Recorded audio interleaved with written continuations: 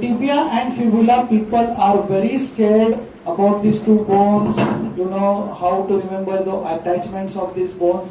Tibia of course has one anterior border, and then there is medial border, and then posterior surface, anteromedial, anterolateral surfaces. This medial surface has only SGS insertion, and on the lateral surface anteriorly, anterolateral surface is tibialis anterior. If you see the posterior aspect of the tibia, there is only one insertion of semimembranosus on the top. There is a groove for semimembranosus. Below that is popliteus, below that is soleal line. Okay? And below the soleal line, there is insertion of tibialis posterior, which extends from tibia to fibula. Medial most is flexor digitorum longus, lateral most is flexor pollicis longus. So that covers the posterior aspect of tibia and fibula and anterior aspect of tibia. Only difficult part which you have to remember is fibula. I have drawn a very fat fibula over here. This is the anterior border, this is the medial border. And this is the medial surface and this is the lateral surface.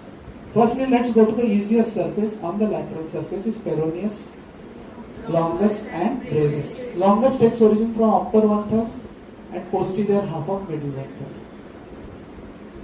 Brevis takes origin from lower one-third and anterior half of middle one-third. Coming to the medial surface, there are total 3 muscles. Extensor digitorum longus, which is from upper 1/4. Peroneus tertius, which is from lower 1/4. Now coming to middle 2/4. Extensor digitorum is from upper 1/4 and anterior 2/4. Anterior half of the middle 2/4, while flexor pollicis longus is from the posterior half of middle 2/4. Apart from all these muscles, on the top of the fibula,